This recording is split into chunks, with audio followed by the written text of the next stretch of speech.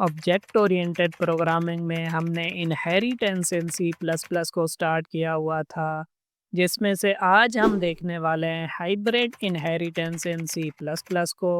और अगर आपको इनहेरिटेंस का बिल्कुल भी आइडिया नहीं है, तो इससे रिलेटेड मैं ऑलरेडी 6 वीडियोस बना चुका हूँ, जिनके लिंक आपको डिस्क्रिप्शन के अंदर मिल जाएंगे। और आज हम देखने वाले हैं कि हाइब्रिड इनहेरिटेंस क्या होती है। हाइब्रिड इनहेरिटेंस को समझने के लिए हम एक एग्जाम्पल प्रोग्राम भी देखने वाले हैं। इसी के साथ साथ हम देखेंगे कि डायमंड प्रॉब्लम क्या होती है, और इसी के साथ साथ हम देखेंगे कि वर्चुअल बेस क्लास क्या होती है। और अगर आपने अभी तक मेरी C plus plus tutorial for beginners वाली प्लेलिस्ट को एक्सेस नहीं किया, तो उसका लिंक मैं आपको डिस्क्रिप्शन के अंदर दे दूंगा, आप चेकआउट कर सकते हैं। अस्सलाम वालेकुम friends, welcome to technical Amar. So first of all हम देख लेते हैं कि हाइब्रिड इनहेरिटेंस क्या होती है। जैसा कि ऑलरेडी मैं आपको बता चुका हूँ कि इनहेरिटेंस की 5 टाइप्स हैं, जिनमें से फर्स्ट हमारे पास है सिंगल इनहेरिटेंस, सेकंड हमारे पास है मल्टी लेवल इनहेरिटेंस, थर्ड हमारे पास है हिरार्किकल इनहेरिटेंस, फोर्थ हमारे पास है मल्टीपल इनहेरिटेंस, और फिफ्थ हमारे पास है हाइब्रिड इनहेरिटेंस।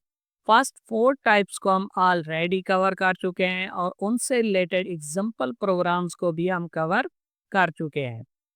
तो अब हम देख लेते हैं कि हाइब्रिड इनहेरिटेंस क्या होती है। दरअसल हाइब्रिड इनहेरिटेंस एक सेपरेट टाइप नहीं है इनहेरिटेंस की, बल्कि इसमें हम क्या करते हैं कि जो हमने फर्स्ट 4 इनहेरिटेंस देखी हैं, उनका मिक्सचर होता है ये। मतलब अगर हम दो या फिर दो से ज़्यादा इनहेरिटेंस की टाइप्स को मिक्स करके एक प्रोग्राम बनाते हैं, तो उसे हम कहते हैं हाइब्रिड इनहेरिटेंस।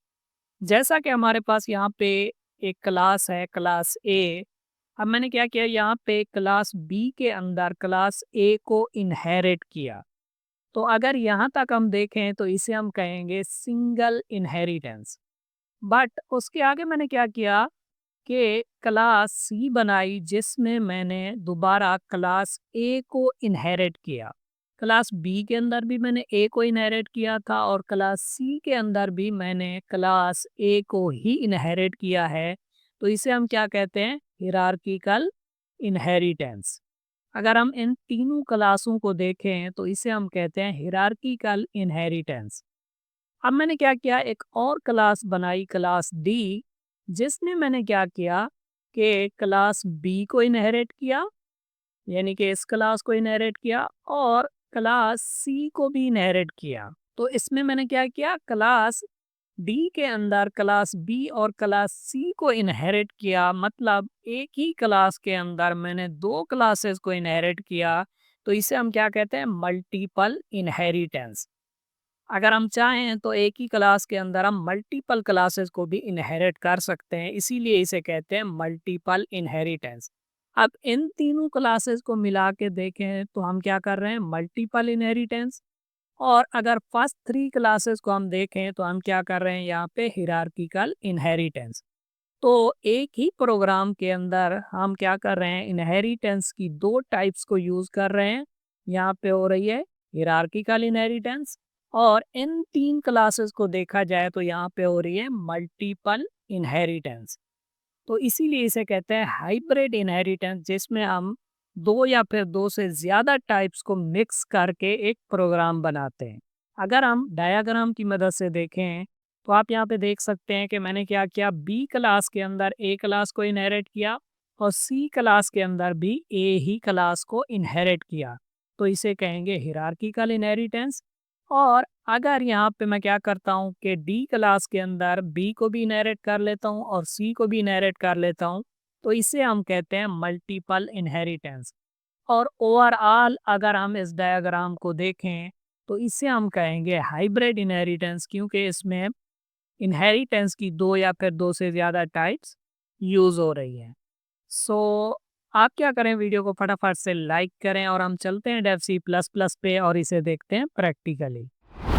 सो हाइब्रिड इनहेरिटेंस को समझने के लिए मैं क्या करता हूँ, यहाँ पे एक एग्जांपल प्रोग्राम बनाता हूँ। जैसा कि आपको इस चीज़ का आइडिया होगा, अगर आप मेरी प्रीवियस वीडियोस देखते आ रहे हैं, तो इनहेरिटेंस के लिए हमने एकेडमिक एग्जाम्पल को चूज़ किया था, जिसमें हम person, student, teacher, teaching assistant इस तरह की क्लासेस को देखते आ रहे थे। सो इन्हीं क्लासेस को यूज़ करके हम देखने वाले हैं हाइब्रिड इनहेरिटेंस को। और जब हम प्रोग्राम बना लेंगे तो उसी में ही मैं आपको बताऊंगा कि डायमंड प्रॉब्लम क्या होती है। और काफ़ी दफ़ा इंटरव्यू में भी ये सवाल पूछा जाता है कि डायमंड प्रॉब्लम क्या होती है। और डायमंड प्रॉब्लम को सॉल्व करने के लिए हम यूज़ करते हैं वर्चुअल बेस क्लास को। तो इसी प्रोग्राम में मैं आपको ये भी बताऊंगा कि डायमंड प्रॉब्लम को हम किस तरह से सॉल्व कर सकते हैं वर्चुअल बेस क्लास बना के। सो मैं क्या करता हूँ, यहाँ पे एक क्लास बनाता हूँ पर्सन नाम से। और पर्सन नाम की क्लास के अंदर मैं क्या करता हूँ कि कुछ प्रोटेक्टेड मेंबर्स बनाता हूँ, जैसा कि पर्सन का नेम। और यहाँ पे मैं क्या करता हूँ, पर्सन की एज ले लेता हूँ। क्योंकि हमने यहाँ पे स्ट्रिंग डेटा टाइप को यूज़ किया है, तो उसके लिए मैं क्या करता हूँ, यहाँ पे एक हेडर फाइल इंक्लूड कराता हूँ, हैश इंक्लूड स्ट्रिंग। और उसके बाद हम क्या करते हैं कि पर्सन का डेटा सेट करने के लिए कुछ पब्लिक टाइप के मेंबर फंक्शंस भी बना लेते हैं यहाँ पे। तो मैं यहाँ पे एक फंक्शन बनाता हूँ, सेट पर्सन डेटा। और जैसे ही हम इस फंक्शन को कॉल करेंगे तो उसमें नेम और एज को पास करेंगे। तो यहाँ पे रिसीव करने के लिए भी हमें कुछ वेरिएबल्स बनाने पड़ेंगे। तो यहाँ पे नेम के लिए मैं n बनाता हूँ, और एज के लिए मैं क्या करता हूँ, यहाँ पे एज ही बना देता हूँ। और जो भी नेम आएगा उसे हम नेम वाले वेरिएबल के अंदर रखा लेंगे। और जो एज होगी उसे हम एज वाले वेरिएबल के अंदर रखा लेंगे। उसके बाद मैं क्या करता हूँ, यहाँ पे एक फंक्शन बनाता हूँ ताकि हम पर्सन का डेटा डिस्प्ले भी करा सकें। तो उसके लिए मैं क्या करता हूँ, यहाँ पे बनाता हूँ डिस्प्ले पर्सन डेटा। और इसमें मैं क्या करता हूँ, नेम और एज को डिस्प्ले करा देता हूँ।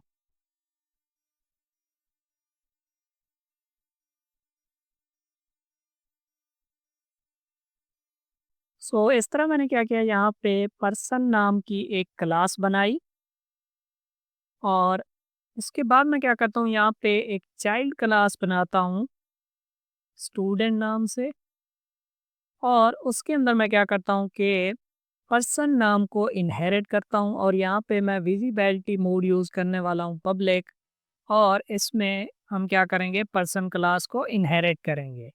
तो जैसे ही हम पर्सन क्लास को स्टूडेंट क्लास के अंदर इनहेरिट करेंगे तो क्या होगा कि पर्सन के जो मेंबर्स हैं, यानी कि यहाँ पे मेंबर वेरिएबल्स और मेंबर फंक्शंस, ये चीज़ें क्या होंगी, इनहेरिट होके स्टूडेंट क्लास के अंदर भी आ जाएंगी। सो स्टूडेंट की कुछ अपनी भी प्रॉपर्टीज़ होंगी। तो मैं क्या करता हूँ, यहाँ पे स्टूडेंट के लिए कुछ प्रॉपर्टीज़ बना लेता हूँ, जैसा कि स्टूडेंट का कोई रोल नंबर होगा, और स्टूडेंट का कोई कोर्स होगा जिसमें उसने एनरोल किया होगा। और स्टूडेंट का डेटा रखाने के लिए भी मैं क्या करता हूँ, यहाँ पे कुछ पब्लिक टाइप के मेथड्स बना देता हूँ, जैसा कि सेट स्टूडेंट डेटा। और यहाँ पे रोल नंबर को रिसीव करने के लिए मैं क्या करता हूँ, एक वेरिएबल बनाता हूँ रोल नंबर। और कोर्स को रिसीव कराने के लिए भी मैं क्या करता हूँ, यहाँ पे एक वेरिएबल बनाता हूँ CR, यानी कि कोर्स।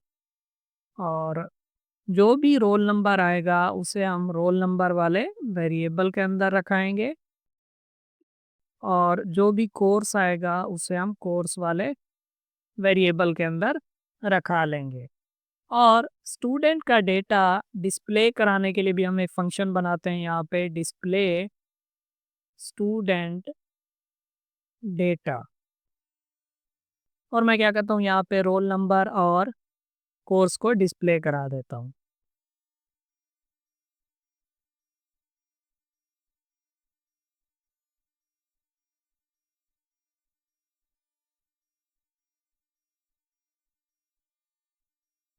सो इस तरह मैंने क्या किया, एक स्टूडेंट क्लास बनाई जिसमें मैंने पर्सन क्लास को इनहेरिट किया। और यहाँ पे मैंने विजिबिलिटी मोड यूज़ किया पब्लिक।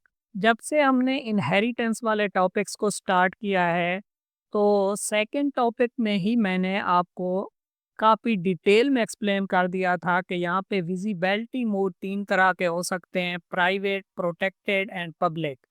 और अगर हम विजिबिलिटी मोड प्राइवेट रखेंगे तो उसका मतलब क्या होगा, प्रोटेक्टेड रखेंगे तो उसका क्या मतलब होगा और पब्लिक रखेंगे तो उसका क्या मतलब होगा। सो ये मैं काफ़ी डिटेल में समझा चुका हूँ। अगर आपको इसका आइडिया नहीं है तो काइंडली आप जो वीडियोज़ हैं वो सीक्वेंस में देखें। सो अगर हम विजिबिलिटी मोड यहाँ पे प्राइवेट रखते हैं तो इसका मतलब ये होता है कि जो पेरेंट क्लास है उसके प्रोटेक्टेड और पब्लिक मेंबर जब इनहेरिट होके स्टूडेंट क्लास का हिस्सा बनेंगे तो वो यहाँ पे स्टूडेंट क्लास के अंदर प्राइवेट माने जाएंगे। अगर मैं यहाँ पे विजिबिलिटी मोड प्राइवेट रखूँगा, तो वो यहाँ पे प्राइवेट का हिस्सा माने जाएँगे और अगर यहाँ पे मैं प्रोटेक्टेड रखूँगा, तो पेरेंट क्लास के प्रोटेक्टेड और पब्लिक दोनों मेंबर्स यहाँ पे प्रोटेक्टेड माने जाएँगे। और अगर यहाँ पे मैं पब्लिक रखूँगा, तो फिर क्या होगा? पेरेंट क्लास के जो प्रोटेक्टेड मेंबर्स हैं, वो यहाँ पे चाइल्ड क्लास के अंदर भी प्रोटेक्टेड माने जाएँगे और अगर पब्लिक मेंबर्स हैं, तो वो यहाँ पे चाइल्ड क्लास के अंदर भी पब्लिक ही माने जाएँगे। और जो पेरेंट क्लास के प्राइवेट मेंबर्स होते हैं, वो तो इनहेरिट ही नहीं होते।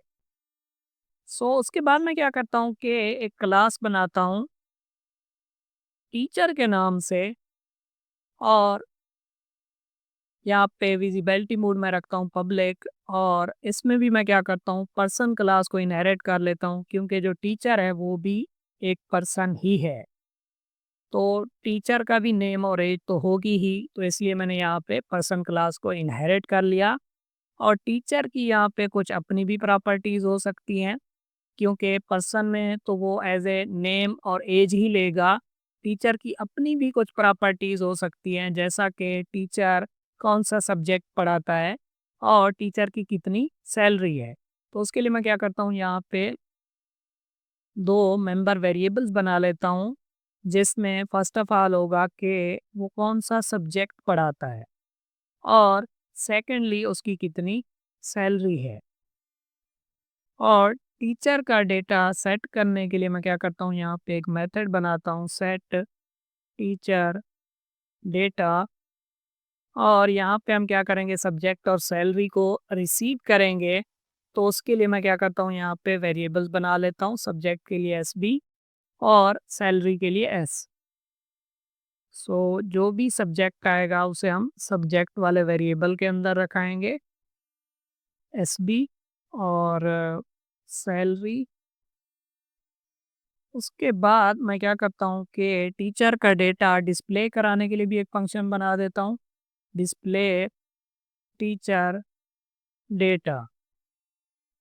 और इसमें हम क्या करते हैं सब्जेक्ट और सैलरी को डिस्प्ले करा देते हैं।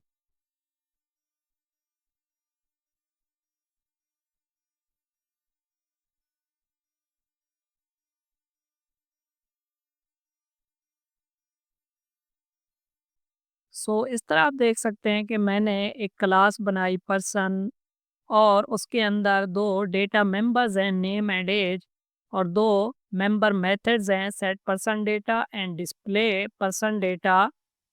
उसके बाद मैंने क्या किया कि एक चाइल्ड क्लास बनाई स्टूडेंट जिसमें मैंने पर्सन क्लास को इनहेरिट किया और यहाँ पे स्टूडेंट की भी कुछ मैंने प्रॉपर्टीज बनाई रोल नंबर एंड कोर्स और कुछ मेथड्स बनाए set student data and display student data. उसके बाद मैंने क्या किया एक और चाइल्ड क्लास बनाई टीचर के नाम से उसमें भी मैंने पर्सन क्लास को इनहेरिट किया। तो पर्सन की जो प्रॉपर्टीज़ हैं और मेथड्स हैं वो टीचर क्लास का भी हिस्सा बनी होंगी। उसके बाद मैंने क्या किया यहाँ पे टीचर क्लास की कुछ अपनी प्रॉपर्टीज़ बनाई सब्जेक्ट एंड सैलरी और कुछ मेथड्स बनाए set teacher data and display teacher data. तो इसमें आप देखें कि स्टूडेंट क्लास बनाते वक्त भी मैंने पर्सन क्लास को इनहेरिट किया और टीचर क्लास बनाते वक्त भी मैंने पर्सन क्लास को इनहेरिट किया। तो इस इनहेरिटेंस को क्या कहते हैं हिरार्किकल इनहेरिटेंस जिसमें जिसमें हम क्या कर रहे होते हैं कि सेम ही क्लास को इनहेरिट कर रहे होते हैं। स्टूडेंट क्लास के अंदर भी हमने पर्सन को इनहेरिट किया और टीचर क्लास के अंदर भी हमने पर्सन क्लास को इनहेरिट किया। तो इस इनहेरिटेंस को कहते हैं हिरार्किकल इनहेरिटेंस। अब मैं क्या करता हूँ कि एक और क्लास बनाता हूँ टीचिंग असिस्टेंट के नाम से, और इसमें मैं क्या करता हूँ कि स्टूडेंट और टीचर क्लास को इनहेरिट करता हूँ। टीचिंग असिस्टेंट क्या होता है, दरअसल एट ए टाइम वो स्टूडेंट भी होता है और टीचर भी होता है। फॉर एग्जांपल, एक ऐसा पर्सन है जो कि एमफिल कर रहा है या फिर पीएचडी कर रहा है, तो वो स्टूडेंट भी है क्योंकि वो पीएचडी कर रहा है, और साथ साथ वो क्या करता है कि पार्ट टाइम वो पढ़ाता भी है। और अगर पार्ट टाइम वो पढ़ा भी रहा है तो वो टीचर भी है, तो उसे कहते हैं टीचिंग असिस्टेंट। वो पढ़ भी रहा होता है और साथ में पढ़ा भी रहा होता है, तो वो स्टूडेंट और टीचर दोनों होता है। तो इसमें मैं क्या करता हूँ कि क्योंकि वो स्टूडेंट भी है, तो इसलिए हम क्या करते हैं कि स्टूडेंट क्लास को भी इनहेरिट कर लेते हैं। स्टूडेंट, और स्टूडेंट होने के साथ साथ वो टीचर भी है, तो मैं क्या करता हूँ टीचर क्लास को भी इनहेरिट कर लेता हूँ। तो अब टीचिंग असिस्टेंट के अंदर क्या होगा, स्टूडेंट क्लास की भी प्रॉपर्टीज एंड मेथड्स होंगे और टीचर क्लास की भी प्रॉपर्टीज और मेथड्स होंगे। सो उसके बाद मैं क्या करता हूँ कि यहाँ पे टीचिंग असिस्टेंट से रिलेटेड प्रॉपर्टीज नहीं बनाता, बल्कि मैं क्या करता हूँ यहाँ पे जस्ट एक मेथड बना देता हूँ, जिसमें हम क्या करेंगे कि डिस्प्ले कराएंगे टीचिंग असिस्टेंट का data. Display T A data, मतलब टी ए मतलब टीचिंग असिस्टेंट। और यहाँ पे मैं क्या करता हूँ, लगाता हूँ वाइड।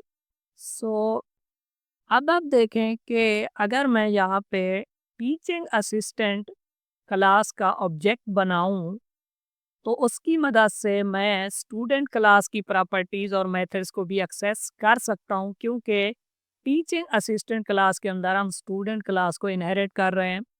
इसी तरह मैं टीचर की प्रॉपर्टीज़ और मेथड्स को भी एक्सेस कर सकता हूं, क्योंकि उसे भी हम क्या कर रहे हैं, इनहेरिट कर रहे हैं। एक चीज़ और, कि जो टीचिंग असिस्टेंट है वो एक पर्सन भी तो है, उसका नेम और एज वगैरह भी तो होगी। तो हमें as a teaching assistant person class का भी डेटा तो चाहिए होगा। और अगर आप देखें तो पर्सन क्लास को हम स्टूडेंट क्लास के अंदर इनहेरिट कर रहे थे, तो स्टूडेंट क्लास के अंदर उसकी अपनी प्रॉपर्टीज और मेथड्स तो हैं ही, उसमें पर्सन क्लास की प्रॉपर्टीज और मेथड्स भी हैं।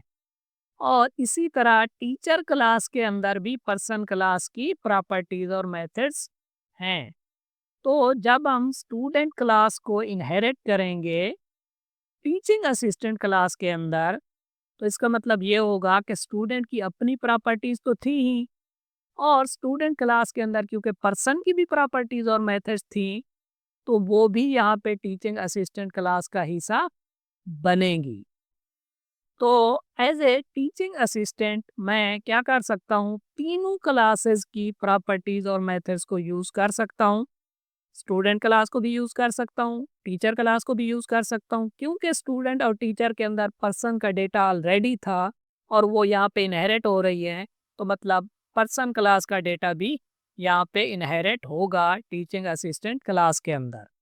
तो मैं क्या करता हूँ, यहाँ पे एक ऑब्जेक्ट बनाता हूँ टीचिंग असिस्टेंट क्लास का, टीचिंग असिस्टेंट, और यहाँ पे ऑब्जेक्ट का मैं नाम रखता हूँ टी ए। एक चीज़ और आप यहाँ पे देखें कि जो चीज़ हम करना चाह रहे थे कि दो या फिर दो से ज़्यादा इनहेरिटेंस की टाइप्स को हम मिलाएंगे, तो उसे हम कहेंगे हाइब्रिड इनहेरिटेंस। वो यहाँ पे परफॉर्म हो रही है, क्योंकि अगर मैं यहाँ पे देखूँ तो स्टूडेंट क्लास ने पर्सन क्लास को यूज़ किया, टीचर क्लास ने भी पर्सन क्लास को यूज़ किया, तो इसे हम कहेंगे हिरार्किकल इनहेरिटेंस।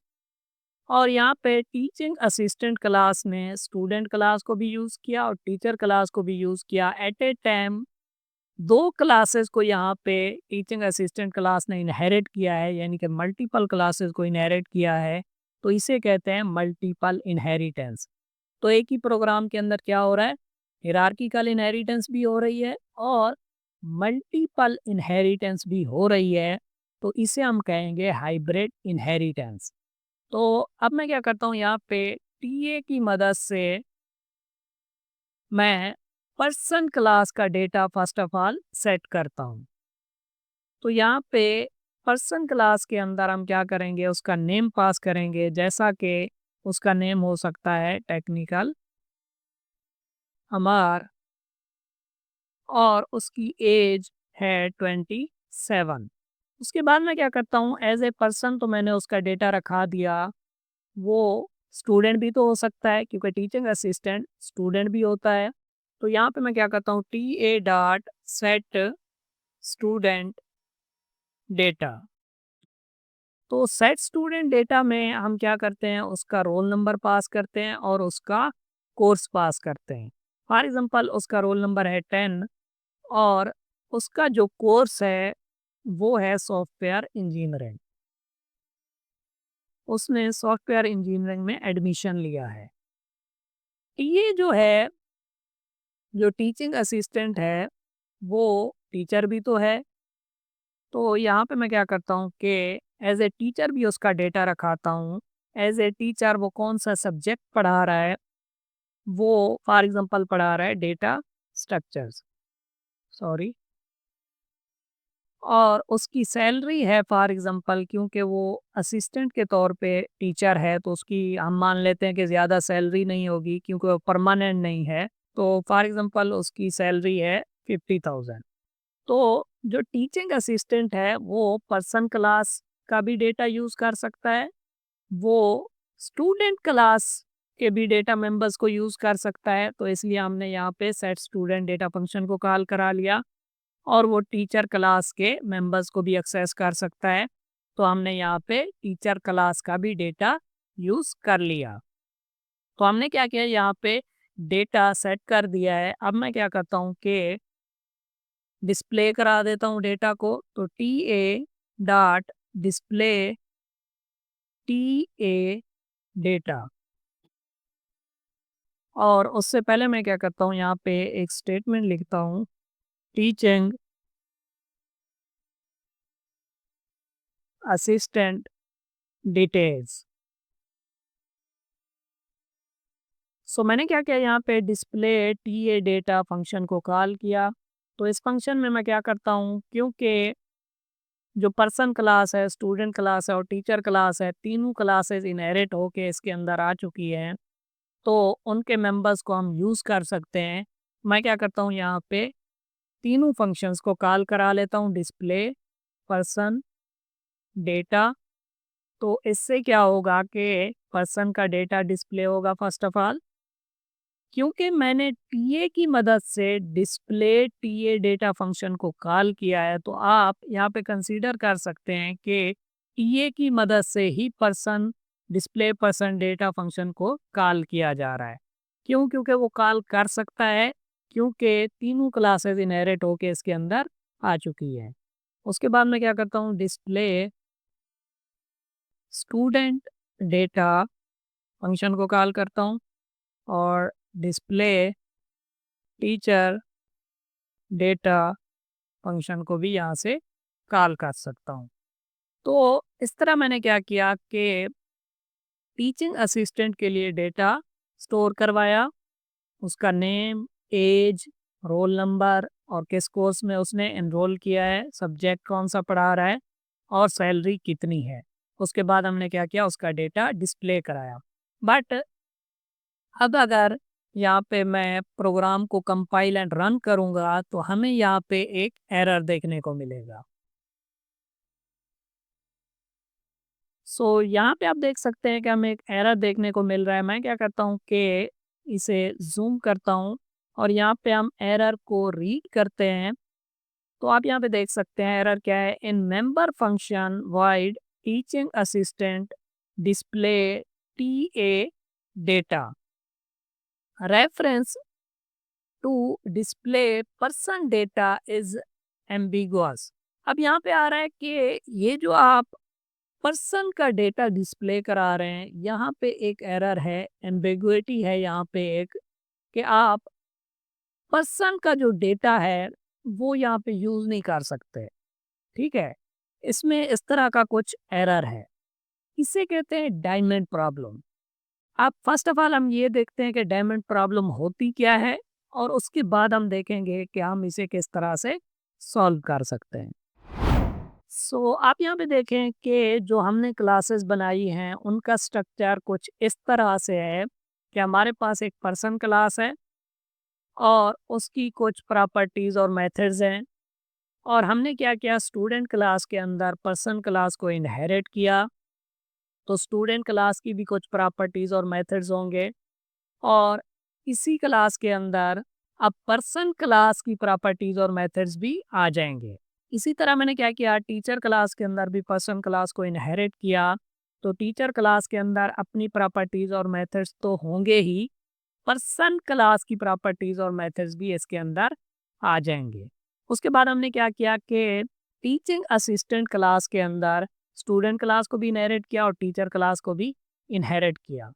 अब यहाँ पे सोचने वाली बात ये है कि जब हमने स्टूडेंट क्लास के अंदर पर्सन क्लास को इनहेरिट किया था, तो पर्सन क्लास की प्रॉपर्टीज और मेथड्स इसके अंदर आए थे।